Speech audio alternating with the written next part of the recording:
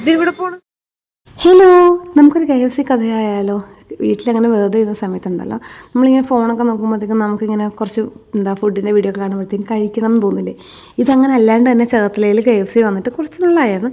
അപ്പോൾ കഴിക്കണം എന്ന് ഞാൻ എപ്പോഴും പറയും. ശംഖു പറയും മേടിക്കാം, ഓഫറുണ്ട്, അതുണ്ട് ബുധനാഴ്ചകളിൽ ഓഫറുണ്ടെന്ന് പറയും കേട്ടോ.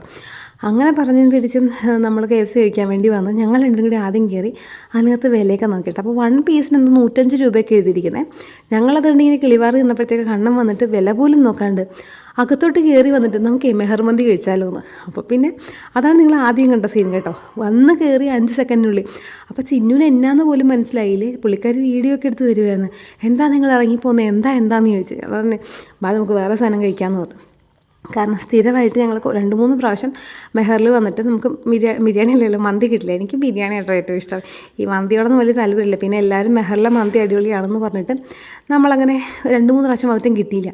ഇപ്രാവശ്യം തിരക്കല്ലായിരുന്നു. ഇപ്രാവശ്യം റിനോവേഷൻ വർക്ക് നടന്നിരുന്നതുകൊണ്ട് നമുക്ക് മന്തി കഴിക്കാൻ പറ്റിയില്ല. അപ്പോൾ ഇവരുടെ മനസ്സിൽ മന്തി കയറിപ്പോയി. അപ്പോൾ പറഞ്ഞു നമുക്കെന്നാൽ അൽറീമിൽ പോകാം. ചേർത്തലയിൽ നിന്ന് പിന്നെ ആ കുണ്ടും കുഴിയും ഉള്ള വൃത്തികെട്ട റോട്ടിൽ കൂടി ഓടിച്ചിട്ട് ഞാൻ അപ്പോഴേ പറഞ്ഞു എന്ത് കാര്യത്തിനാണ്, വീട്ടിലോട്ട് പോയി ആ മോമോസിൽ നിന്ന് എങ്ങനെ വല്ല ബിരിയാണിയും കഴിച്ചാൽ പോരെ, നമുക്കൊരു റൈഡാകും എന്നും പറഞ്ഞിട്ട് അൽറീമിലോട്ട് വന്നു. ബിരിയാണി അല്ലല്ലോ, വീണ്ടും എൻ്റെ മനസ്സിൽ ബിരിയാണിയാണ് കഴിച്ചു. ഈ മന്തിയോട് എനിക്ക് തീരെ താല്പര്യമില്ല. പക്ഷേ മന്തി അൽറീമിലാണ് എനിക്ക് ഏറ്റവും ഇഷ്ടം, അത് വേറെ കാര്യം.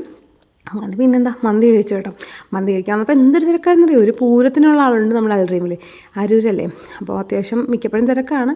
എന്നാലും ഇത്രയും തിരക്കുണ്ടാവുമെന്ന് പ്രതീക്ഷിച്ചില്ല. ഭയങ്കര ആളായിരുന്നു കേട്ടോ. അത് കണ്ടില്ലേ, ഫുൾ ക്യൂ ആയിരുന്നു. അകത്തൊന്നും സീറ്റ് ഉണ്ടായില്ല. ഞങ്ങൾ പിന്നെ ഓടിച്ചെന്ന് കയറിയോണ്ട് സീറ്റ് കിട്ടി കേട്ടോ. അങ്ങനെ പിന്നെ ഒരു ചെറിയ കപ്പിൽ എന്തോ ഒരു ചായ കുടിച്ചു. അപ്പോൾ ഇന്നത്തെ വീഡിയോ ഇത്രയുള്ളൂ കേട്ടോ. നെക്സ്റ്റ് വീട്ടിൽ കാണാൻ ബൈ.